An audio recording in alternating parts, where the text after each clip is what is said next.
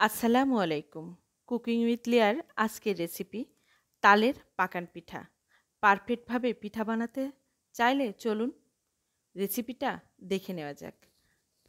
এখানে আমি একটা পাত্র নিয়েছি, তাতে 2 কাপ চালের গুঁড়ি নিয়েছি, শুকনা চালের গুঁড়ি নিয়েছি, সাথে 1 কাপ ময়দা নিয়েছি। আপনারা চাইলে আটাও ব্যবহার করতে পারেন। আমি এখানে ময়দা ব্যবহার করেছি এবং স্বাদ অনুযায়ী লবণ দিয়ে ভালোভাবে ময়দা আর চালের গুঁড়িটা মিশিয়ে নিচ্ছি। এখন আমি এ পর্যায়ে তালের রসটা অল্প অল্প করে তালের রস দিয়ে চালের গুঁড়ির সাথে ভালোভাবে মাখিয়ে নিচ্ছি। আমি এখানে হাত দিয়ে সুন্দরভাবে মাখিয়ে নিচ্ছি। এভাবে একটা ডো তৈরি করেছি। এখন আমি আগে থেকে খেজুরের গুড় জাল করে রেখেছিলাম, সেটা এর ভিতরে অল্প অল্প করে দিয়ে একটা ব্যাটার তৈরি করে নিব। আমি এখানে হাত দিয়ে সুন্দরভাবে একসাথে খেজুরের গুড়ের সাথে মিশিয়ে নিচ্ছি। এই পর্যায়ে আমি একটা চামচ দিয়ে ভালোভাবে এটাকে নেড়েচেড়ে আপনাদের একটু দেখিয়ে দিই। এখানে এই ব্যাটারটা খুব বেশি ঘনও হবে না, খুব বেশি পাতলাও হবে না।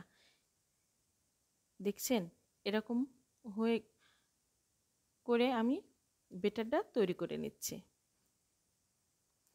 আর খুব সুন্দরভাবে এটাকে নেড়েচেড়ে মিশিয়ে নিতে হবে, যাতে কোনো লাম্পস না থাকে।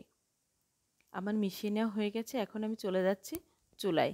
চুলায় একটা কড়াই বসিয়ে দিয়েছি এবং তাতে তেল দিয়ে দিচ্ছি। তেলটা গরম হওয়া অবধি অপেক্ষা করব। তেলটা গরম হয়ে গেছে। এখন আমি প্রথম পিঠাটাই আপনাদের সাথে দেখিয়ে দিচ্ছি। দেখা যাক কেমন ফোলে। প্রথম পিঠা সচরাচর ফুলতে চায় না, কিন্তু মাশাআল্লাহ প্রথম পিঠাটা অনেক সুন্দর ফুলে উঠেছে। এখন আমি এক পাশ ভাজা হয়ে গেলে অপর পাশ উল্টিয়ে ভেজে একটা ছাঁকনির সাহায্যে উঠিয়ে নিচ্ছি। আমি একটা একটা করে আপনাদের সাথে দেখিয়ে দিচ্ছি। পিঠাটা অনেক সুন্দর ফুলছে।